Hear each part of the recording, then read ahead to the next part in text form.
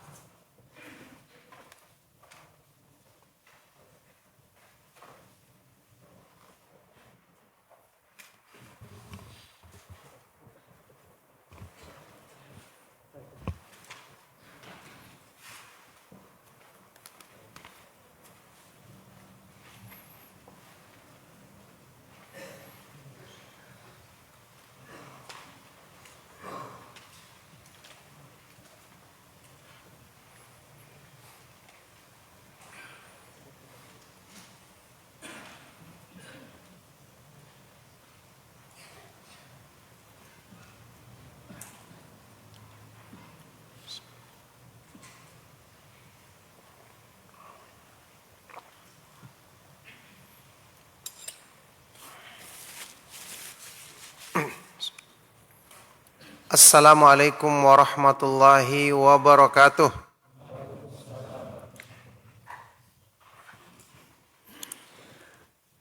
Innal hamdalillah nahmaduhu wa nasta'inuhu wa nastaghfiruh wa na'udzu billahi min syururi anfusina wa min sayyiati a'malina.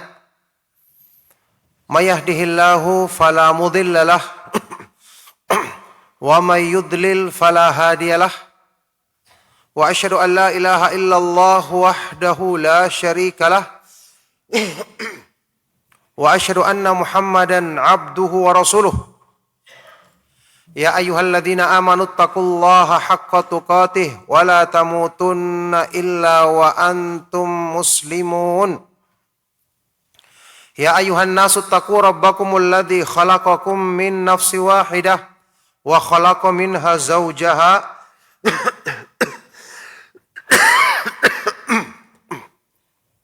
wa khalaqa minha zawjaha wa batha minhuma rijalan katsiran wa nisaa'a wattaqullaha alladzi tasaaluna bihi wal arham innallaha kana 'alaikum raqiba. Ya ayyuhalladzina amanu taqullaha wa qulu qawlan sadida yuslih lakum a'malakum wa yaghfir lakum dhunubakum. Wa may yuti'illaha wa rasulahu faqad faza fawzan 'azima.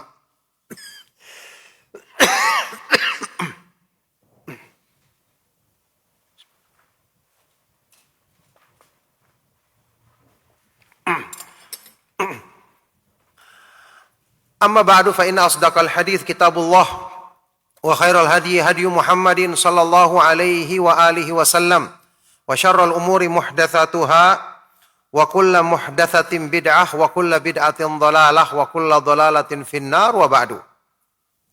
Alhamdulillah, ma'asyiral muslimin, ma'asyiral ikhwa wal akhwat fid din rahimakumullah, kaum muslimin, para pemerhati Roja TV dan Radio Roja dimanapun antum berada, serta ikhwah dan akhwat yang hadir di Masjid Al-Barkah yang mubarak. Alhamdulillah, kita bersyukur kepada Allah Subhanahu wa taala atas semua limpahan nikmat dan karunia-Nya. Kita memuji dan menyanjung Allah Subhanahu wa taala yang senantiasa memudahkan kebaikan bagi kita dalam urusan dunia, apalagi urusan agama kita, yang senantiasa memudahkan bagi kita untuk terus menuntut ilmu, mengkaji manhaj Ahlus Sunnah wal Jamaah, mengkaji prinsip-prinsip dasar para salaf dalam beragama.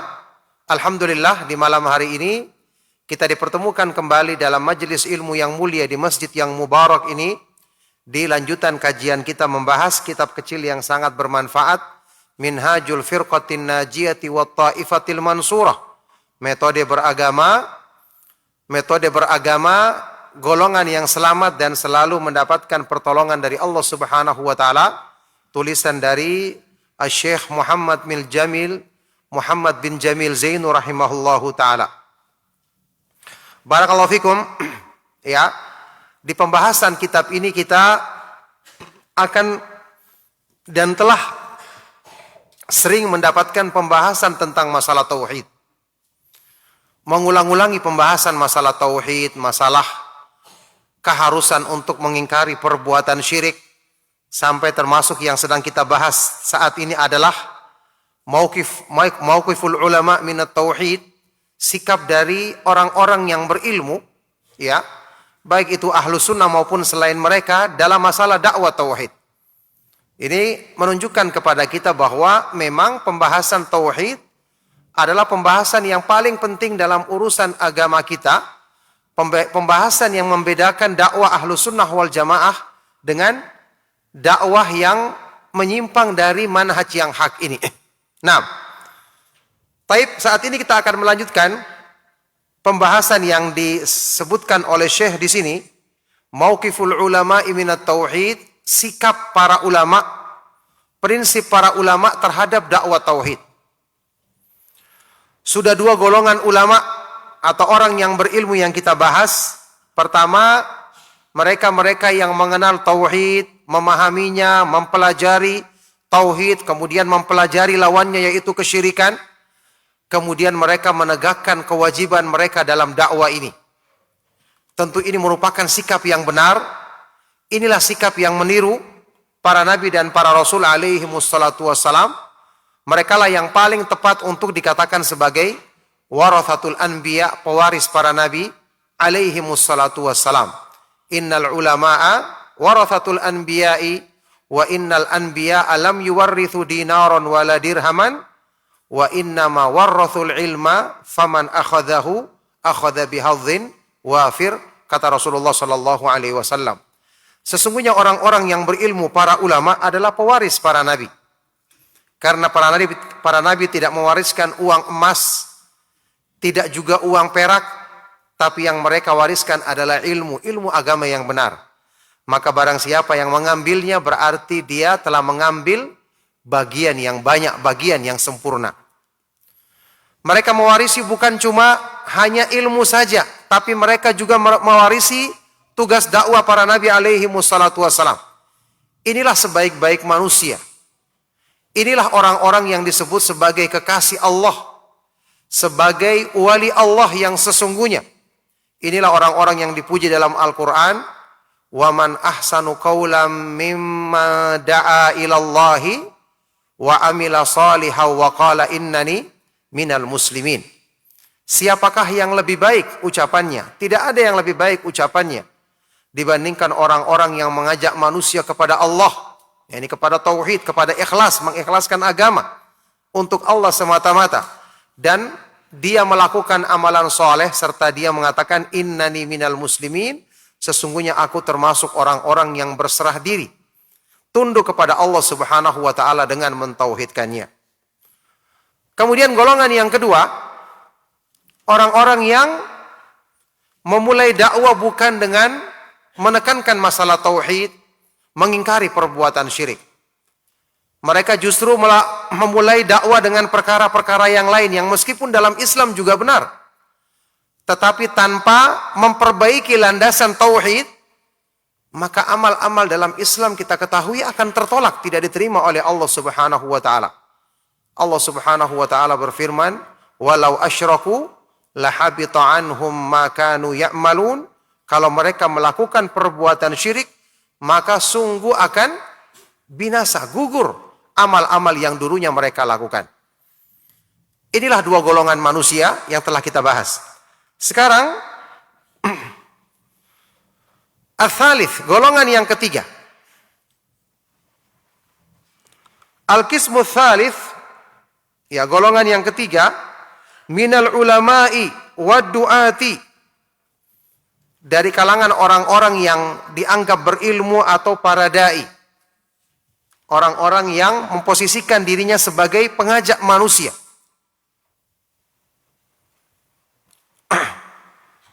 Taraku da'wati ila tauhid wa muharabati syirki khaufan min muhajamatin nasi lahum. Mereka ini meninggalkan seruan dakwah kepada tauhid. Mereka tidak mau mengingkari atau memerangi perbuatan syirik. Ya, karena takut orang-orang akan menyerang atau musuhi mereka. Ini alasan dari sebagian orang meninggalkan dakwah tauhid padahal dia sudah tahu itu sangat penting. Itulah inti dakwah para nabi dan para rasul. Tujuannya adalah mengumpulkan massa. Padahal kita tahu manusia tidak akan bisa dikumpulkan atau disatukan hanya semata-mata dengan mengikuti keinginan mereka. Yang maha kuasa untuk menyatukan hati manusia adalah Allah Subhanahu wa taala. Ya. Lau anfaqta ma fil ardi jami'an ma allafta baina qulubihim walakinallaha allafa bainahum. Wahai Rasulullah, seandainya kamu menginfakkan semua perbendaharaan harta yang ada di muka bumi ini untuk menyatukan hati manusia, kamu tidak akan bisa menyatukan hati mereka, tetapi Allah dialah yang menyatukan hati manusia. Yakni mereka menyangka dengan mengikuti keinginan orang akan bisa bersatu untuk mengikuti mereka. Bisa mengagungkan mereka ini. Padahal kenyataannya hati manusia tidak bisa disatukan. Ya, hanya dengan perkara-perkara seperti ini. Karena yang maha kuasa menguasai hati manusia, membolak-balikan hati manusia adalah Allah Subhanahu wa taala. Dialah al-muqallibal qulub, yang maha membolak-balikan hati. Nah, jadi karena takut muhajamatin nas, takut manusia menyerang atau memusuhi mereka, au khaufan ala wadhaifihim wa marakizihim, atau takut ya kehilangan jabatan, kehilangan pekerjaan, takut markas-markas mereka nanti akan ditutup.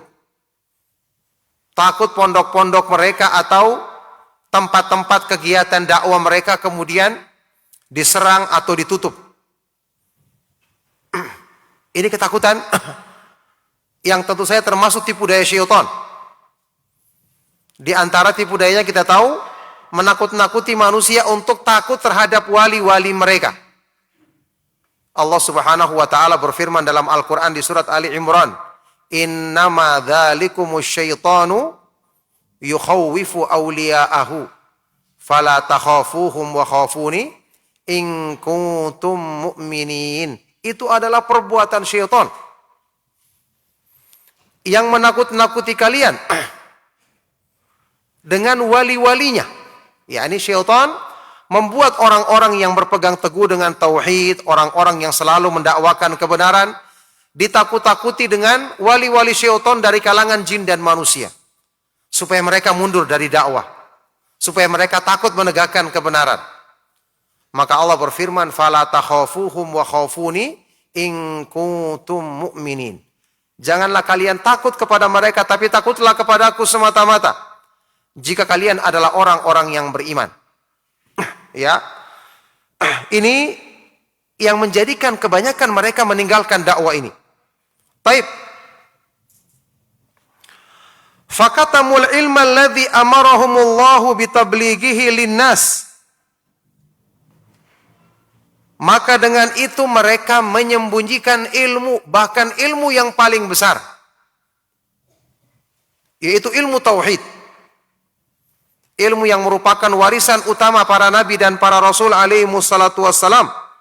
Maka mereka pun menyembunyikan ilmu yang Allah perintahkan untuk disampaikan kepada manusia.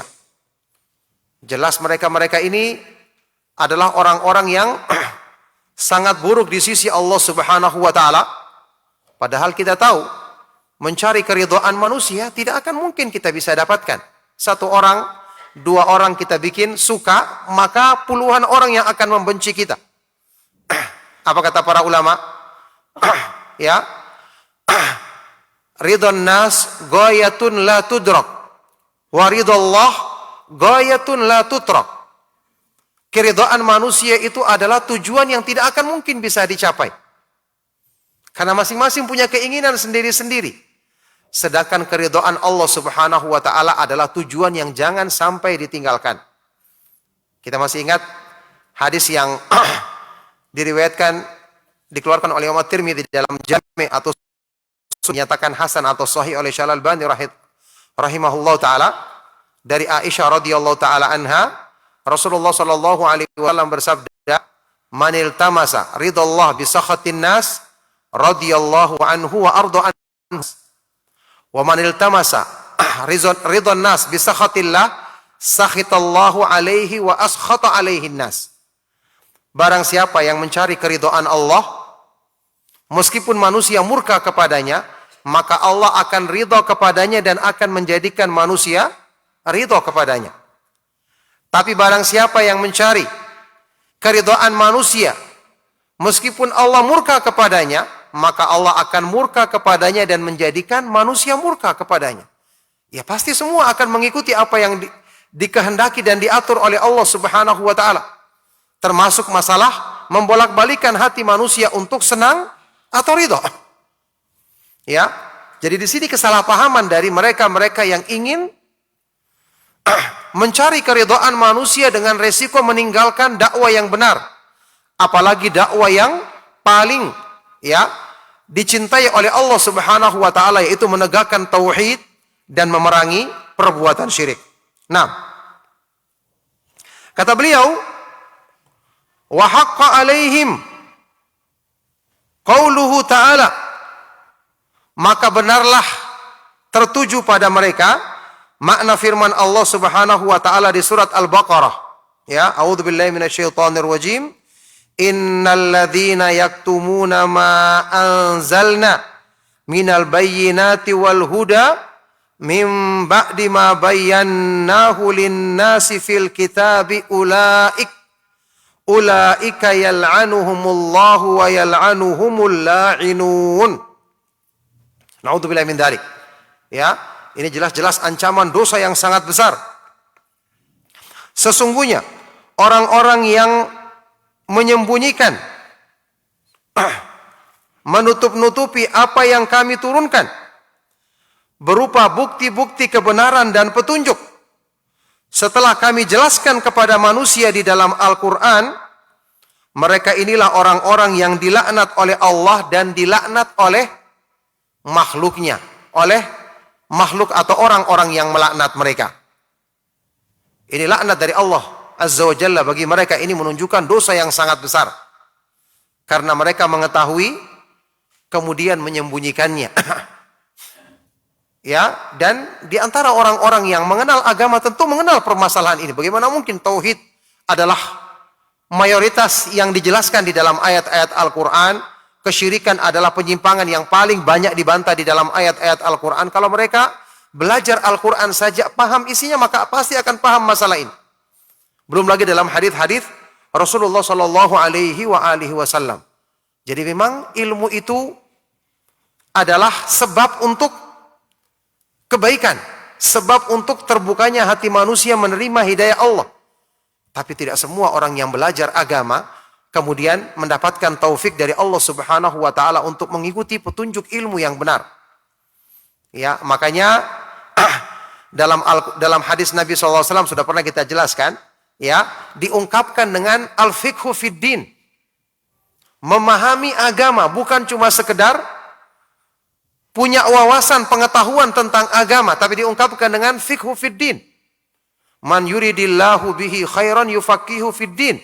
Barang siapa yang Allah kehendaki baginya kebaikan, Allah jadikan dia faham dalam agama. Di sini berarti ilmu yang bermanfaat, kemudian tunduk mengikuti perintah ilmu, mengamalkan ilmu tersebut.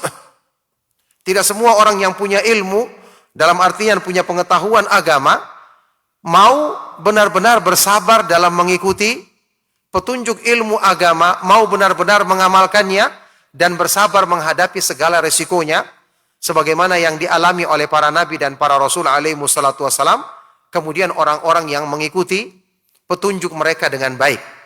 Asyaddun nasi bala'an al-anbiya'u thummal amthalu fal amthal, kata Rasulullah sallallahu alaihi wasallam.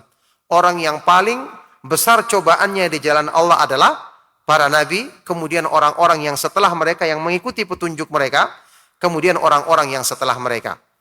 Nah, inilah kenapa mereka disebut sebagai warathatul anbiya, pewaris para nabi alaihi wassalatu wassalam.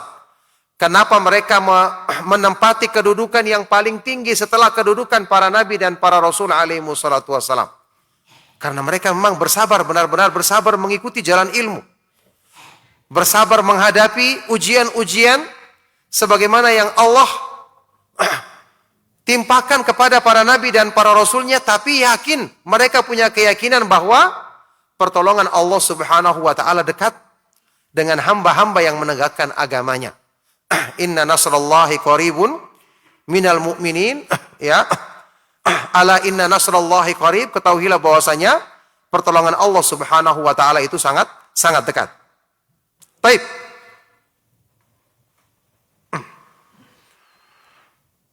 Kemudian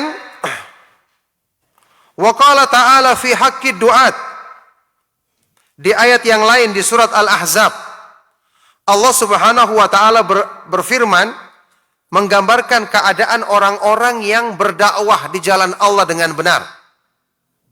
Ya, alladzina yuballiguna risalatillahi wa yakhshawnahu wa la yakhshawna ahadan illallah. Mereka adalah orang-orang yang menyampaikan risalah Allah, menyampaikan petunjuk-petunjuk Allah, dan mereka hanya takut kepada Allah, ya, serta mereka tidak takut kepada seorang pun kecuali hanya kepada Allah subhanahu wa ta'ala semata-mata. Tauhid itu sekali lagi butuh untuk diamalkan. Itulah sebabnya kita belajar agama dan selalu minta kepada Allah agar dianugerahkan ilmu yang bermanfaat, yakni ilmu yang kita amalkan, yang kita praktekkan. Apalagi ilmu tauhid. Kita tahu inilah sebab Allah subhanahu wa ta'ala menjaga kita. Inilah sebab Allah subhanahu wa ta'ala menjadikan kita istiqamah di atas kebenaran. Makanya kita praktekkan, kita amalkan. Ya. Dan tentu saja yang berhubungan dengan rasa takut tadi, ini menunjukkan tauhid yang ada di hati hamba atau di hati orang-orang yang pemikirannya seperti ini adalah tauhid yang lemah. Bagaimana mungkin dia belajar tauhid yang dia tahu di antara makna tauhid yang paling agung adalah bersandar kepada Allah semata-mata. Tidak takut kecuali hanya kepada Allah subhanahu wa ta'ala semata-mata, apalagi ketika menegakkan hak Allah yang paling agung, yaitu tauhid. Ya, yang sudah pernah kita sebutkan, sekelas Nabi Ibrahim alaihissalatu wassalam ketika dilemparkan ke dalam api, yang jelas-jelas api ini secara tabiat membakar manusia.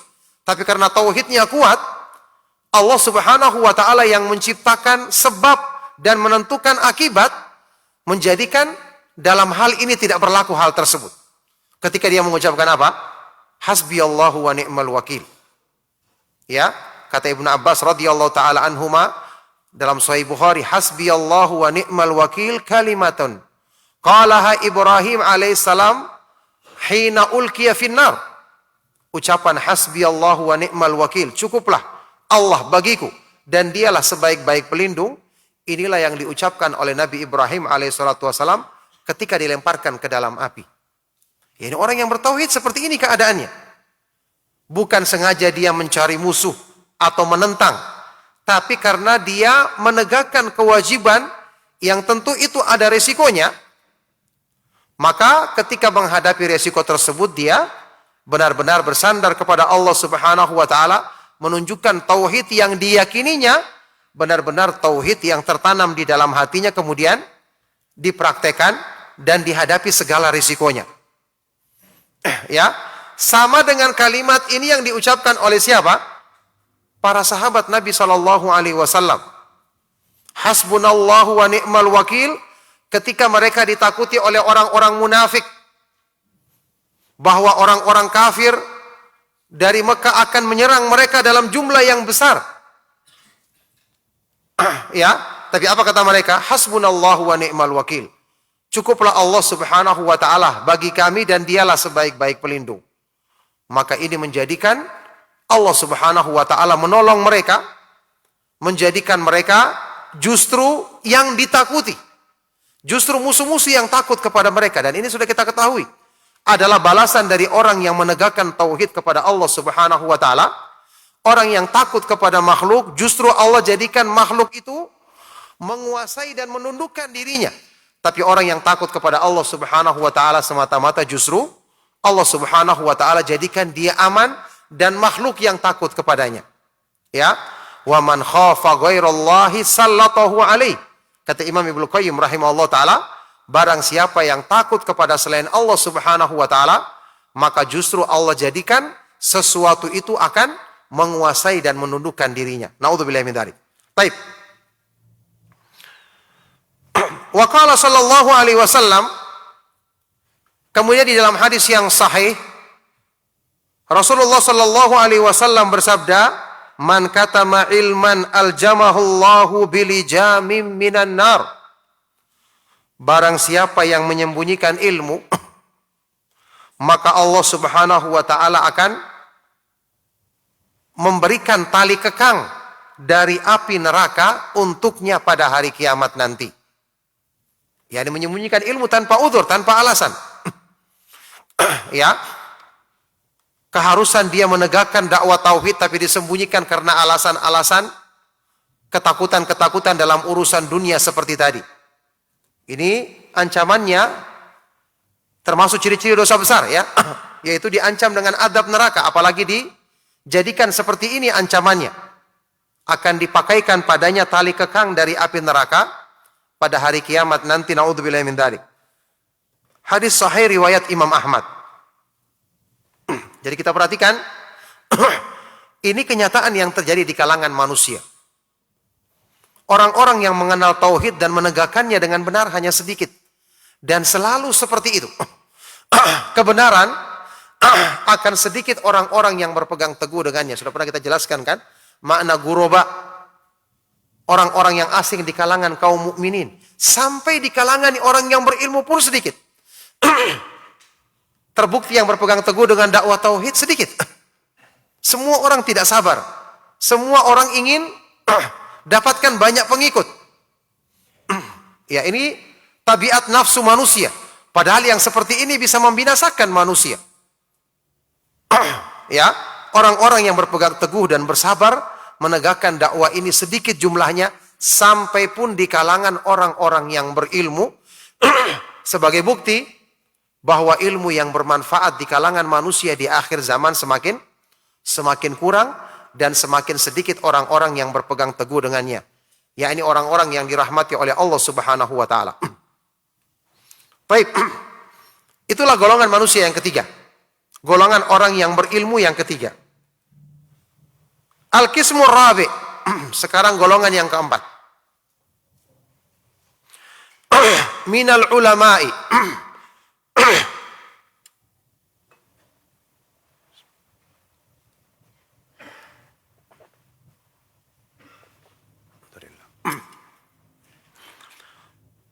Minal ulama'i wal masyayikhi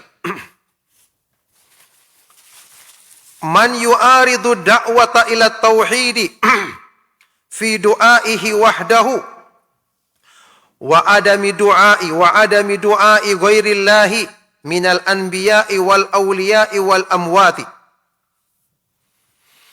Golongan yang keempat dari kalangan orang yang berilmu atau para syekh, para guru, yaitu orang-orang yang sengaja menentang dakwah tauhid. Ini lebih parah lagi. Bukannya hanya berpaling, tidak menegakkan ilmu yang benar, ya, tidak menyampaikan seruan dakwah sebagaimana yang disampaikan oleh para nabi dan para rasul alaihi wassalatu wassalam. Justru mereka ini dengan ilmu yang mereka miliki justru menentang dakwah ini. Justru menjadi penentang dakwah kepada tauhid dan ya mereka ini menentang dakwah ke jalan tauhid, mentauhidkan Allah Subhanahu wa taala, yaitu berdoa kepada Allah semata-mata dan tidak berdoa kepada selain Allah, baik itu dari kalangan para nabi atau orang-orang yang dianggap wali atau orang-orang yang sudah mati. Ada orang-orang yang justru mencela dakwah tauhid dan justru mendukung perbuatan-perbuatan syirik seperti ini, padahal mereka dianggap sebagai orang-orang yang berilmu. Mereka tahu hukumnya. Ya, inilah keadaan yang sangat parah, naudzubillahi min dzalik. Taib. Li'annahum yujizuna dzalik. Karena mereka justru membolehkan perbuatan seperti ini. Ya, mereka-mereka ini yang justru menjadi tokoh-tokoh yang memimpin perbuatan-perbuatan seperti ini, atau paling tidak membolehkannya, dan sengaja menjelek-jelekan dakwah tauhid yang mengingkari perbuatan-perbuatan syirik seperti ini. Wa yusrifunal ayati al-waridati wa yusrifunal ayati al-waridata fit tahdhiri min du'a'i ghairillahi fi haqqil musyrikin. Dan ini parahnya, orang-orang yang berilmu seperti ini yuharrifunal kalima amma wadhihi, berani untuk menyelewengkan kalimat-kalimat Allah dari tempat-tempatnya. Dan masalahnya orang-orang percaya karena mereka dianggap sebagai orang yang berilmu. Ini yang menjadikan keburukan orang-orang seperti ini lebih besar lagi. Karena keburukannya diikuti oleh orang lain. Na'udzubillahi min dzalik. Ya. Mereka memalingkan makna ayat-ayat yang menjelaskan tentang peringatan untuk menjauhi berdoa kepada selain Allah. Mereka artikan itu hanya terjadi pada orang-orang musyrik saja. Tidak mungkin terjadi di kalangan orang-orang muslim. Itu kata mereka. Ya. Padahal ayat-ayat Al-Quran, hadis-hadis yang sahih memperingatkan bahwa keadaan umat ini akan banyak yang terjerumus ke dalam perbuatan syirik. Kemudian godaan perbuatan syirik dari berhala-berhala yang disembah selain Allah. Rabbi innahunna adlalna katsiran minan nas. Doanya Nabi Ibrahim alaihissalatu wassalam. Wahai Rabbku, sesungguhnya berhala-berhala ini menyesatkan banyak manusia. Siapa yang menjamin? Hanya pelaku-pelaku syirik saja yang aslinya musyrik yang terjerumus ke dalam perbuatan tersebut. Sementara orang-orang yang sudah masuk Islam aman dari kemungkinan itu. Dari mana jaminan seperti ini? Nah, jadi mereka mengartikan peringatan dari Allah Subhanahu wa taala tentang perbuatan-perbuatan syirik tersebut hanya terjadi pada kaum musyrikin saja. Wa an la yujada ahadun minal muslimina dakhilun fi syirki, bahwa tidak ada seorang pun dari kalangan orang muslim yang terjerumus ke dalam perbuatan syirik. Kalau begitu Al-Quran diturunkan peringatannya kepada kita, apa manfaatnya kalau hanya terjadi pada orang-orang kafir saja? Kalau itu hanya terjadi kepada orang-orang yang di luar Islam saja. Al-Quran kan peringatan untuk kita semua. Ya. Apalagi perbuatan-perbuatan syirik yang dinyatakan di dalam Al-Quran, sudah pernah kita sebutkan di surat Yusuf alaihissalatu wassalam. Wa ma yu'minu aktsaruhum billahi illa wahum musyrikun. Dan kebanyakan mereka tidaklah beriman kepada Allah kecuali mereka masih dalam keadaan melakukan perbuatan syirik. Ini keadaan mayoritas manusia, kecuali orang-orang yang dijaga oleh Allah Subhanahu wa taala. Nah. Taib. Jadi kata mereka, tidak ada seorang pun dari kalangan kaum muslimin yang terjerumus ke dalam perbuatan syirik ini. Wa ka'annahum lam yasma'u qaulahu ta'ala. Seolah-olah mereka belum pernah membaca atau mendengarkan firman Allah Subhanahu wa taala di dalam surat Al-An'am, ya. Ketika Allah Subhanahu wa taala berfirman, "Alladzina amanu wa lam yalbisu imanahum bidzulmin ulaika lahumul amnu wa hum muhtadun." Orang-orang yang beriman dan tidak mencampur adukan iman mereka dengan kezaliman, ya ini kesyirikan. Berarti orang yang beriman yang mencampurkan dengan kesyirikan ada berdasarkan ayat ini. Karena Allah sebutkan di sini, orang-orang yang beriman dan tidak mencampurkan keimanan mereka dengan kesyirikan. Berarti ada orang yang beriman yang masih mencampurkan dengan kesyirikan. Yang tidak mencampur adukan keimanan mereka dengan kesyirikan ini, merekalah orang-orang yang mendapatkan keamanan dan selalu mendapatkan hidayah. Selalu mendapatkan petunjuk dari Allah Subhanahu wa ta'ala. Wadzulmu ma'nahu huna syirku bidalili qaulihi ta'ala inna syirka la dzulmun azim. Kita sudah tahu kedzaliman yang dimaksudkan di ayat ini maknanya adalah syirik dengan dalil firman Allah Subhanahu wa taala di dalam surat Luqman, ya. Inna syirka la dzulmun azim. Sesungguhnya kesyirikan itu adalah kedzaliman yang paling besar. Ya. Ini salah satu di antara ayat Al-Quran. Dan masih banyak ayat-ayat yang lain. Yang menjelaskan bahwa orang-orang yang menisbatkan dirinya kepada Islam pun, bahkan yang sudah beriman pun masih bisa terjangkiti penyakit syirik. Apalagi sudah pernah kita sebutkan, Rasulullah SAW menyebutkan kesyirikan di umat ini, akhfa min dabibin namal, lebih samar dibandingkan merayapnya seekor semut. Ya, ini peringatan-peringatan seperti ini bagaimana mungkin diabaikan oleh mereka-mereka yang kemudian menafikan terjadinya perbuatan syirik di kalangan kaum muslimin. Apalagi ini berdasarkan dalil, apalagi lihat kenyataan. Kuburan-kuburan yang dikeramatkan. Bahkan yang dijadikan tempat meminta-minta sujud. Bukankah ini sangat banyak kenyataannya? Yang semua orang mengetahui hal ini. Ya. Jadi tidak sesuai dengan dalil dan tidak sesuai dengan kenyataan yang ada. Ini jelas-jelas orang-orang yang benar-benar menyembunyikan kebenaran. Orang-orang yang lebih parah keburukannya dibandingkan orang-orang yang sekedar berpaling dari mendakwakan tauhid ini. Nah, baik. Kata beliau, fasyirku hasabal ayati qad yaqa'u fihi al-muslimu wal mu'minu kama huwa waqi'un al-ana fi kathirin minal biladil islamiyati. Maka perbuatan syirik sesuai dengan apa yang disebutkan di ayat ini, ya, sungguh terkadang seorang muslim atau orang yang beriman jatuh kepadanya, terjerumus ke dalamnya. Ya, kenapa Rasulullah SAW mensyariatkan kita berdoa untuk berlindung kepada Allah dari perbuatan syirik yang kita ketahui maupun tidak kita ketahui, memohon ampun dari kesyirikan yang tidak kita ketahui. Berarti ini mungkin terjadi. Baik.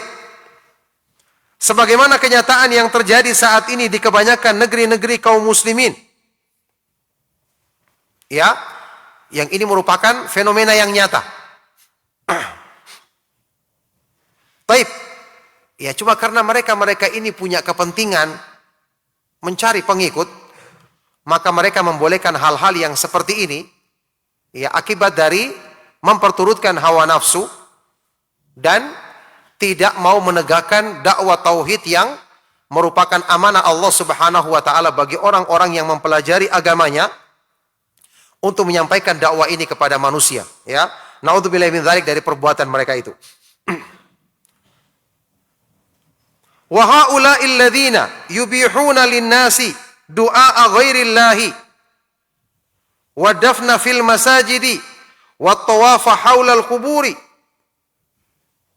wan nudhura lil awliya'i wa ghairaha minal bid'i wal munkarati qad hadzara ar-rasul sallallahu alaihi wasallam minhum faqala innama akhafu ala ummati al-a'immatal mudhillin. Sahihun rawahu Tirmidzi. Maka mereka-mereka yang membolehkan bagi manusia berdoa kepada selain Allah, ini jelas perbuatan syirik. Atau menguburkan orang-orang yang dianggap wali atau orang-orang yang dianggap saleh, menguburkan mereka di masjid-masjid kaum muslimin. Atau tawaf di sekitar mengelilingi kuburan. Atau bernadar untuk orang-orang yang dianggap wali. Dan selainnya dari perbuatan-perbuatan bid'ah yang sangat mungkar, bahkan terjerumus ke dalam syirik. Ya, sungguh mereka ini telah diperingatkan oleh Rasulullah sallallahu alaihi wasallam di dalam hadis sahih riwayat At-Tirmidzi dan yang lainnya, ketika Nabi sallallahu alaihi wasallam bersabda, "Innama akhafu ala ummati al-a'immatal mudillin." Sesungguhnya yang aku khawatirkan bagi umatku yang akan bisa menyesatkan umatku adalah al-a'immatal mudillin. Ya, para imam-imam atau para tokoh-tokoh yang menyesatkan manusia. Di dalam Al-Quran disebutkan ada a'immah, para imam-imam yang mengambil petunjuk dari perintah Allah Subhanahu wa taala, imam-imam yang mengajak manusia kepada jalan yang lurus. Tapi ada juga a'immatan yad'una ilan nar, para pemimpin yang mengajak manusia kepada neraka. Bahkan disebutkan dalam hadis riwayat Bukhari dan Muslim, hadis riwayat sahabat Hudzaifah ibn Yaman radhiyallahu taala anhum, tentang fitnah di akhir zaman, ya, adanya du'atun ala abwabi jahannam man ajabahum ilaiha qadhafuhu fiha. Ada dai-dai, penyeru-penyeru yang berdiri di atas pintu neraka jahanam, yang ada di hadapan pintu neraka jahanam. Barang siapa yang mengikuti ajakan dakwah mereka, maka akan dilemparkan ke dalam neraka jahanam. Ini hadis sahih riwayat Bukhari dan Muslim. Dan ini akan ada di akhir zaman. Makanya tidak benar kalau orang-orang yang mengatakan bahwa ya semua orang itu mendakwah, mengajak kepada kebaikan. Tidak benar. Nabi SAW mengatakan ada du'atun ala abwabi jahannam, dai-dai yang berdiri di atas pintu-pintu neraka jahanam. Tentu kita tidak menuduh semua orang, tapi akan ada ciri-cirinya seperti yang disebutkan oleh Syekh di sini. Jelas-jelas perbuatan syirik, perbuatan mungkar, ya, yang bisa menjerumuskan ke dalam hal-hal yang bertentangan dengan iman, bahkan bisa membatalkan iman, tapi mereka malah membolehkannya, malah mendukung perbuatan tersebut, sementara justru dakwah yang mengajak kepada tauhid, mengingkari perbuatan syirik, justru mereka musuhi, justru mereka jelek-jelekan. Ini jelas ciri-ciri yang nyata, naudzubillahi min dzalik. Ya. Nah. Baik, sudah adzan? Ya. Silakan makan adzan dulu. Barakallahu fikum.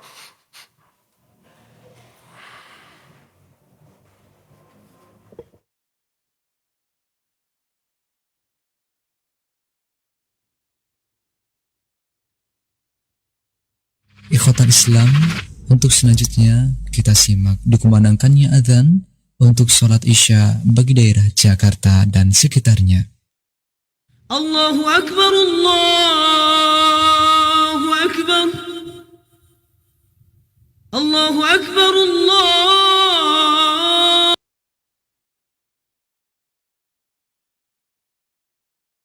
Allahu Akbar.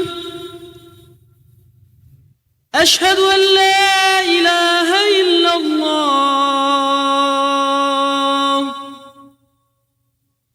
أشهد أن لا إله إلا الله أشهد أن محمدا رسول الله أشهد أن محمدا رسول الله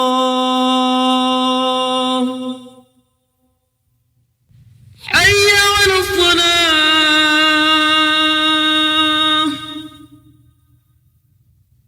حي على الصلاة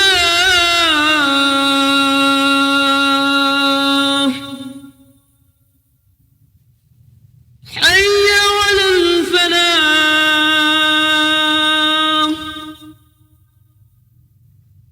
حي على الفلاح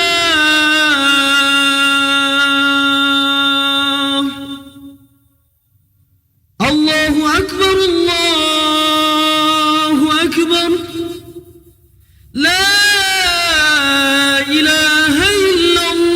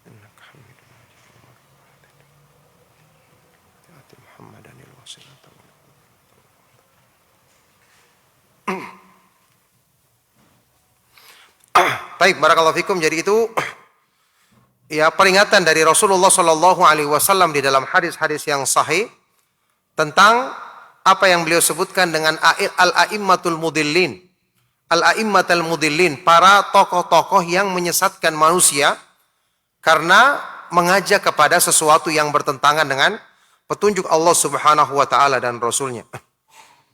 Baik.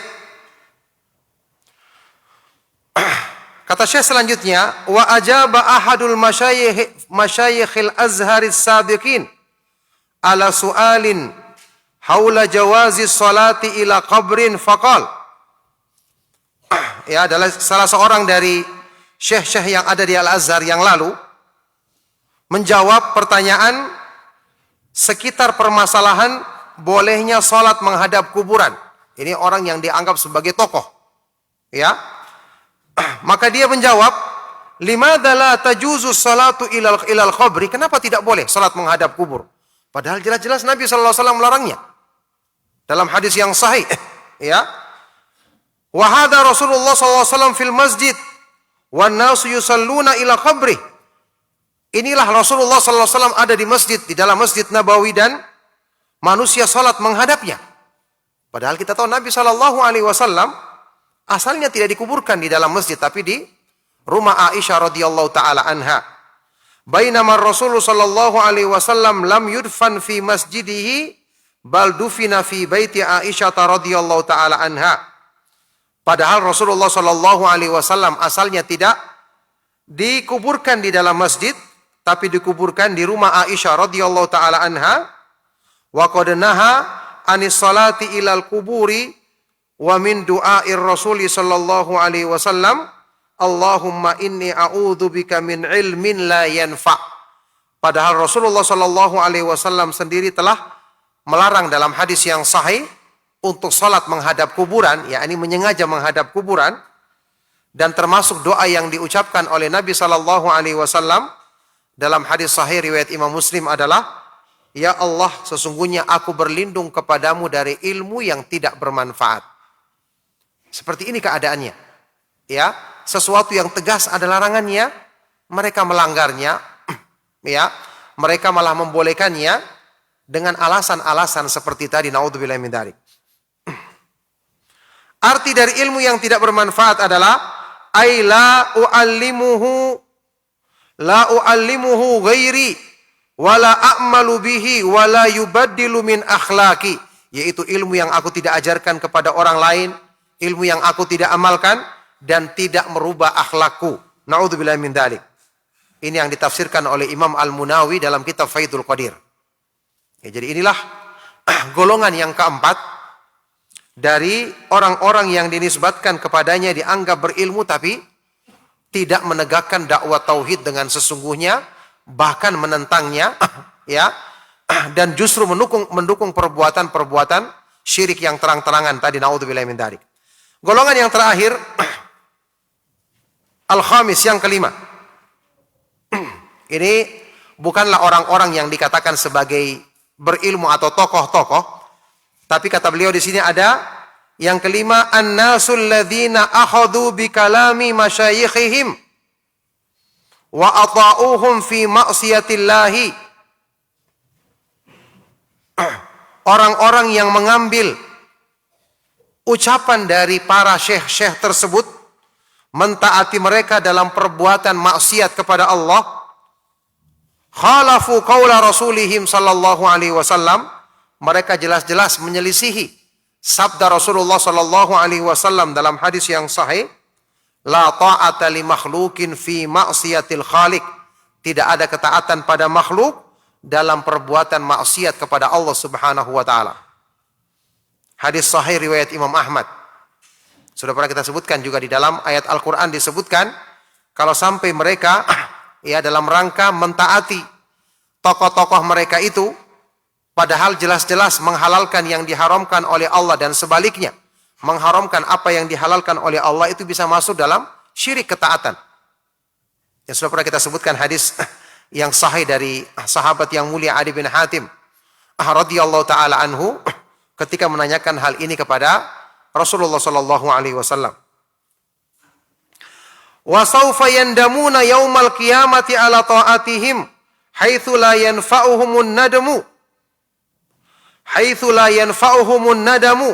Qala ta'ala yasifu adzabal kafirina wa man sara ala tariqihim wa man sara ala tariqatihim yauma tuqallabu wujuhum fin nari yaquluna ya laitana ata'na Allah wa ata'na ar-rasula wa qalu rabbana inna ata'na sadatana wa kubara'ana fa adalluna as-sabila rabbana atihim dhi'faini minal adzabi wal anhum la'nan kabira. Ya, sungguh mereka nanti akan menyesali pada hari kiamat tentang ketaatan mereka kepada pemimpin-pemimpin tersebut dalam maksiat kepada Allah. Di mana hari itu tidak bermanfaat lagi penyesalan. Sebagaimana yang Allah Subhanahu wa taala sebutkan dalam Al-Qur'an ketika menjelaskan tentang azab yang menimpa orang-orang kafir dan orang-orang yang mengikuti jalan mereka di surat Al-Ahzab, ya. Yauma tuqallabu wujuhum, pada hari kiamat nanti ketika wajah mereka ditelungkupkan, dibolak-balikan dalam neraka. Mereka berkata, ya, naudzubillahi min dzalik, ya laitana, duhai kiranya dulu kami mau mentaati Allah dan mentaati Rasulnya. Dan mereka berkata, wahai Rabb kami, sesungguhnya kami telah mentaati pimpinan-pemimpin kami, pemimpin-pemimpin dan pembesar-pembesar kami, yang kemudian mereka menyesatkan kami dari jalan-Mu yang lurus. Wahai Rabb kami, berikanlah kepada mereka 2 kali lipat dari azab-Mu, dan laknatlah mereka dengan laknat yang besar. Ini akibat dari mentaati mereka dalam perbuatan maksiat kepada Allah Subhanahu wa taala.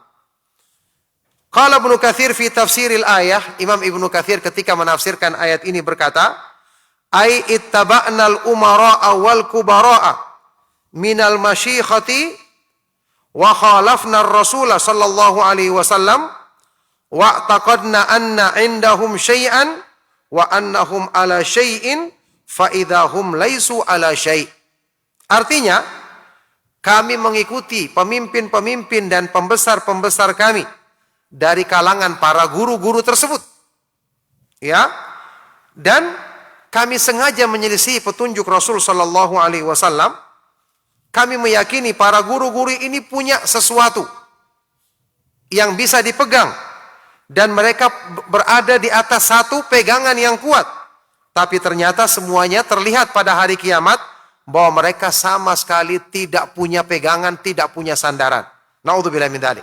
Yani inilah golongan manusia dalam menghadapi dakwah tauhid yang tentu kita berlindung kepada Allah Subhanahu wa taala dari golongan-golongan yang menyimpang. Dan antum perhatikan, hanya satu golongan saja yang benar-benar berpegang teguh dengan kewajiban menegakkan dakwah tauhid, menegakkan dakwah para nabi dan para rasul alaihi wassalatu wassalam.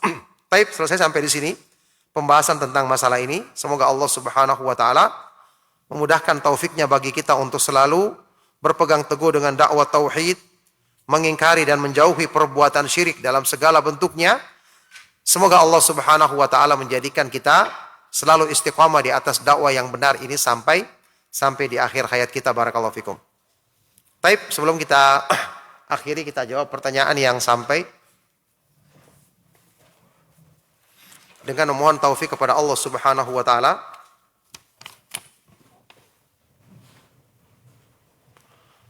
Ada pertanyaan, jika di kalangan orang berilmu jumlahnya sedikit, bagaimana di kalangan penuntut ilmu, apakah jumlahnya lebih sedikit lagi? Ya tentu saja. Yang jelas di kalangan semua manusia, sudah pernah kita terangkan makna hadis ghuraba yang dijelaskan oleh Imam Al-Ajurri dalam kitab atau risalah beliau Al-Ghuraba'u Minal Mu'minin. Beliau terangkan di setiap kalangan manusia, mereka ini jumlahnya asing.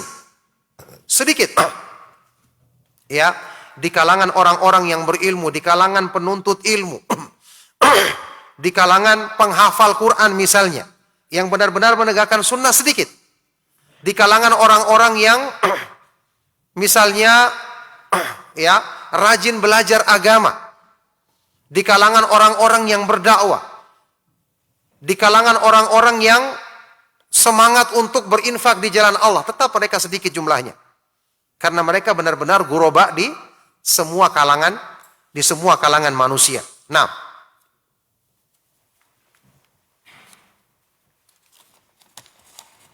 baik.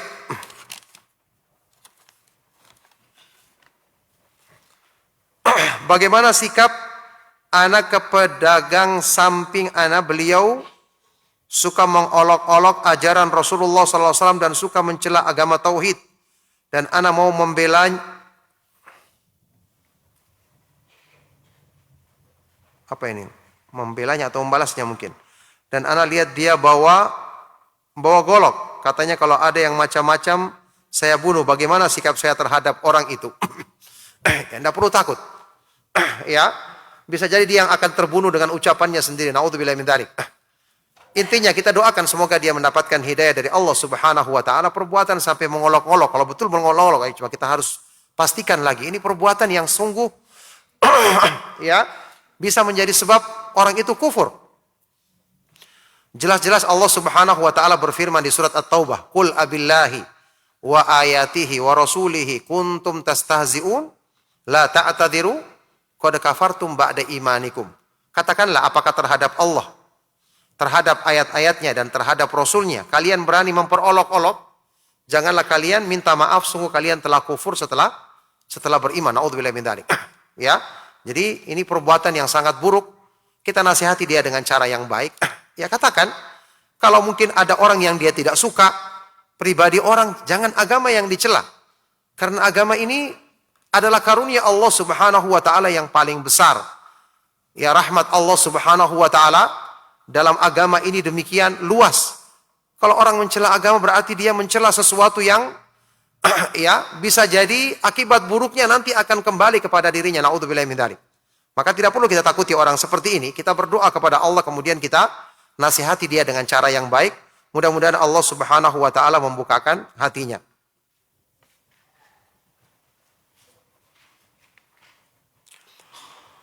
Mohon nasihat atau faidah tentang mengeraskan tilawah Al-Quran di dalam masjid. Saya mendengar setiap pagi di masjid ini ada sekitar 3 orang ikhwah yang suka mengeraskan bacaan Quran setiap habis kajian subuh, padahal di sekitarnya masih banyak jamaah lain juga. Saya sendiri berjarak 5 meter lebih merasa terganggu karena sedang berzikir juga. Ya, intinya saya tidak baca semua di sini. Ya, orang yang ingin membaca Al-Quran, ketika dia ingin mengeraskan, tidak perlu dia mengganggu orang lain. Apalagi ketika ada yang sedang sholat, sedang berzikir, dan itu kan ada hadisnya dari Nabi SAW.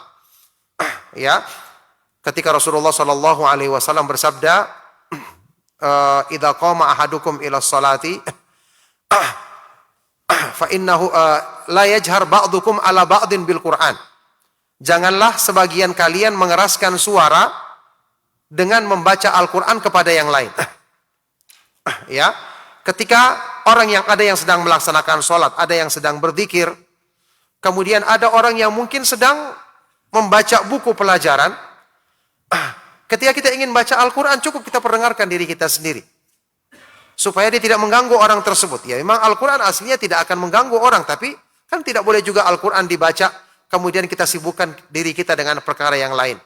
Makanya para ulama misalnya melarang kita mengeraskan suara murattal sementara orang sedang punya kegiatan, karena Al-Quran tidak pantas diperdengarkan kepada orang-orang yang tidak mendengarkannya.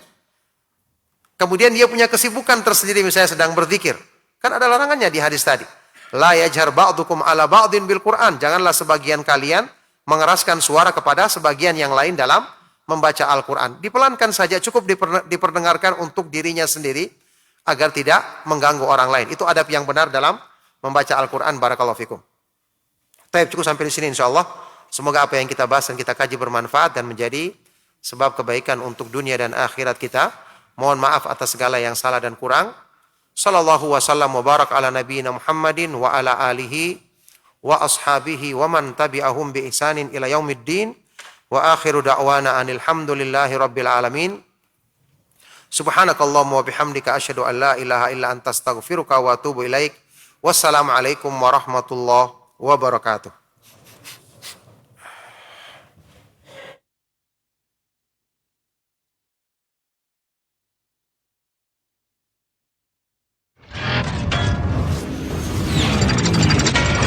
Roja TV.